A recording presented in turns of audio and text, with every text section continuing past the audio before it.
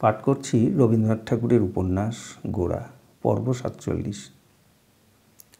৪ দিন পরে একখানি চিঠি হাতে করিয়া হারানবাবু বরদাসুন্দরীর কাছে আসিয়া উপস্থিত হইলেন। আজকাল পরেশবাবুর আশা তিনি একেবারেই পরিত্যাগ করিয়াছেন। হারানবাবু চিঠিখানি বরদাসুন্দরীর হাতে দিয়া কহিলেন, আমি প্রথম হতেই আপনাদের সাবধান করে দিতে অনেক চেষ্টা করেছি, সেজন্যে আপনাদের অপ্রিয়ও হয়েছি।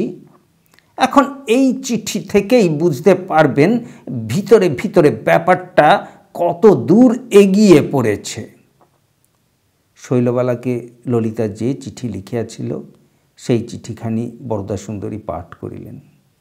কহিলেন, কেমন করে জানব বলুন, কখনো যা মনেও করতে পারিনি তাই ঘটছে। এর জন্যে কিন্তু আমাকে দোষ দেবেন না, তা আমি বলে রাখছি। সুচরিতাকে যে আপনারা সকলে মিলে বড্ড ভালো ভালো করে একেবারে তার মাথা ঘুরিয়ে দিয়েছেন। ব্রাহ্ম সমাজে অমন মেয়ে আর হয় না। এখন আপনাদের ওই আদর্শ ব্রাহ্ম মেয়েটির কীর্তি সামলান। বিনয় গৌরকে তো উনি এ বাড়িতে এনেছেন। আমি তবু বিনয়কে অনেকটা আমাদের পথেই টেনে আনছিলুম। তারপরে কোথা থেকে উনি ওর এক মাসিকে এনে আমাদেরই ঘরে ঠাকুর পুজো শুরু করে দিলেন। বিনয়কেও এমনি বিগড়ে দিলেন যে সে এখন আমাকে দেখলেই পালায়। এখন এসব যা কিছু ঘটছে আপনাদের ওই সুচরিতাই এর গোড়ায়। ও মেয়ে যে কেমন মেয়ে সে আমি বরাবরই জানতুম, কিন্তু কখনো কোনো কথাটি কইনি। বরাবর ওকে এমন করেই মানুষ করে এসেছি যে কেউ টের পায়নি ও আমার আপন মেয়ে নয়। আজ তার বেশ ফল পাওয়া গেল। এখন আমাকে এ চিঠি মিথ্যা দেখাচ্ছেন। আপনারা যা হয় করুন। হারানবাবু যে একসময় বরদাসুন্দরীকে ভুল বুঝিয়াছিলেন সে কথা আজ স্পষ্ট স্বীকার করিয়া অত্যন্ত উদারভাবে অনুতাপ প্রকাশ করিলেন। অবশেষে পরেশবাবুকে ডাকিয়া আনা হইল। এই দেখো বলিয়া বরদাসুন্দরী চিঠিখানা তাহার সম্মুখে টেবিলের উপর ফেলিয়া দিলেন। পরেশবাবু ২-৩ বার চিঠিখানা পড়িয়া কহিলেন, তা কি হয়েছে? বরদাসুন্দরী উত্তেজিত হইয়া কহিলেন, কি হয়েছে? আর কি হওয়া চায়? আর বাকি রইলই বা কি? ঠাকুর পুজো, জাত মেনে চলা সবই হলো। এখন কেবল হিন্দুর ঘরে তোমার মেয়ের বিয়ে হলেই হয়। তারপরে তুমি প্রায়শ্চিত্ত করে হিন্দু সমাজে ঢুকবে। কিন্তু আমি বলে রাখছি। পরেশ ঈষৎ হাসিয়া কহিলেন, তোমাকে কিছুই বলতে হবে না, অন্তত এখনো বলবার সময় হয়নি। কথা হচ্ছে এই যে তোমরা কেন ঠিক করে বসে আছো হিন্দুর ঘরেই ললিতার বিবাহ স্থির হয়ে গেছে। এ চিঠিতে তো সেরকম কিছুই দেখছি নে। বরদাসুন্দরী কহিলেন, কি হলে যে তুমি দেখতে পাও সে তো আজ পর্যন্ত বুঝতে পারলুম না। সময় মতো যদি দেখতে পেতে তাহলে আজ এত কাণ্ড ঘটত না। চিঠিতে মানুষ এর চেয়ে আর কত খুলে লিখবে বলো তো? হারানবাবু কহিলেন, আমার বোধ হয় ললিতাকে এই চিঠিখানি দেখিয়ে তার অভিপ্রায় কি তাকেই জিজ্ঞাসা করা উচিত। আপনারা যদি অনুমতি করেন তাহলে আমি তাকে জিজ্ঞাসা করতে পারি। এমন সময় ললিতা ঝড়ের মতো ঘরের মধ্যে প্রবেশ করিয়া কহিল, বাবা, এই দেখো ব্রাহ্ম সমাজ থেকে আজকাল এই রকম অজানা চিঠি আসছে।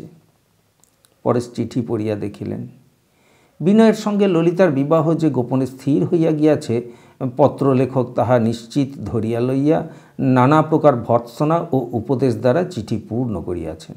সেই সঙ্গে বিনয়ের মতলব যে ভালো নয়, সে যে 2 দিন পরেই তাহার ব্রাহ্ম স্ত্রীকে পরিত্যাগ করিয়া পুনরায় হিন্দু ঘরে বিবাহ করিবে, এ সমস্ত আলোচনাও ছিল। পরেশের পড়া হইলে পর হারান চিঠিখানি লইয়া পড়িলেন। কহিলেন, ললিতা, এই চিঠি পড়ে তোমার রাগ হচ্ছে? কিন্তু এই রকম চিঠি লেখবার হেতু কি তুমি ঘটাওনি? তুমি নিজের হাতে এই চিঠি কেমন করে লিখলে বলো দেখি? ললিতা মুহূর্তকাল স্তব্ধ থাকিয়া কহিল, শৈলর সঙ্গে আপনার বুঝি এই সম্বন্ধে চিঠিপত্র চলছে? হারান তাহার স্পষ্ট উত্তর না দিয়া কহিলেন, ব্রাহ্ম সমাজের প্রতি কর্তব্য স্মরণ করে শৈল তোমার এই চিঠি পাঠিয়ে দিতে বাধ্য হয়েছে। ললিতা শক্ত হইয়া দাঁড়াইয়া কহিল, এখন ব্রাহ্ম সমাজ কি বলতে চান বলুন। হারান কহিলেন, বিনয়বাবু ও তোমার সম্বন্ধে সমাজ এই যে জনরব রাষ্ট্র হয়েছে এ আমি কোনো মতেই বিশ্বাস করতে পারি নে, কিন্তু তবু তোমার মুখ থেকে আমি এর স্পষ্ট প্রতিবাদ শুনতে চাই। ললিতার দুই চক্ষু আগুনের মতো জ্বলিতে লাগিল। সে একটা চৌকির পিঠ কম্পিত হস্তে চাপিয়া ধরিয়া কহিল, কেন, কোনো মতেই বিশ্বাস করতে পারেন না? পরেশ ললিতার পিঠে হাত বুলাইয়া কহিলেন, ললিতা, এখন তোমার মন স্থির নেই, এ কথা পরে আমার সঙ্গে হবে, এখন থাক। হারান কহিলেন, পরেশবাবু, আপনি কথাটাকে চাপা দেবার চেষ্টা করবেন না। ললিতা পুনর্বার জ্বলিয়া উঠিয়া কহিল, চাপা দেবার চেষ্টা বাবা করবেন? আপনাদের মতো বাবা সত্যকে ভয় করেন না। সত্যকে বাবা ব্রাহ্ম সমাজের চেয়েও বড় বলে জানেন। আমি আপনাকে বলছি, বিনয়বাবুর সঙ্গে বিবাহকে আমি কিছুমাত্র অসম্ভব বা অন্যায় বলে মনে করি না। হারান বলিয়া উঠিলেন, কিন্তু তিনি কি ব্রাহ্মধর্মে দীক্ষা গ্রহণ করবেন স্থির হয়েছে? ললিতা কহিল, কিছুই স্থির হয়নি, আর দীক্ষা গ্রহণ করতেই হবে এমনই বা কী কথা আছে? বরদাসুন্দরী এতক্ষণ কোনো কথা বলেন নাই। তাঁর মনে মনে ইচ্ছা ছিল আজ যেন হারানবাবুর জিত হয় এবং নিজের অপরাধ স্বীকার করিয়া পরেশবাবুকে অনুতাপ করিতে হয়।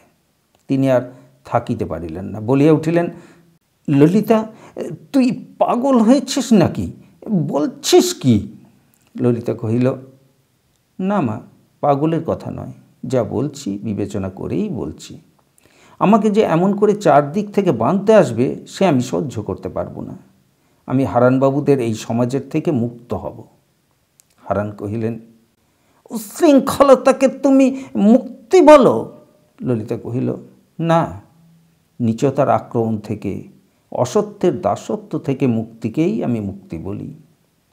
যেখানে আমি কোনো অন্যায়, কোনো অধর্ম দেখছি না, সেখানে ব্রাহ্ম সমাজ আমাকে কেন স্পর্শ করবে, কেন বাধা দেবে? হারান স্পর্ধা প্রকাশপূর্বক কহিলেন, পরেশবাবু, এই দেখুন, আমি জানতুম শেষকালে এই রকম একটি কাণ্ড ঘটবে। আমি যতটা পেরেছি আপনাদের সাবধান করবার চেষ্টা করেছি, কোনো ফল হয়নি। ললিতা কহিল, দেখুন পানুবাবু, আপনাকেও সাবধান করে দেবার একটা বিষয় আছে। আপনার চেয়ে যারা সকল বিষয়েই বড়, তাদের সাবধান করে দেবার অহংকার আপনি মনে রাখবেন না। এই কথা বলিয়া ললিতা ঘর হইতে বাহির হইয়া গেল। বরদাসুন্দরী কহিলেন, এসব কি কাণ্ড হচ্ছে? এখন কি করতে হবে, পরামর্শ করো।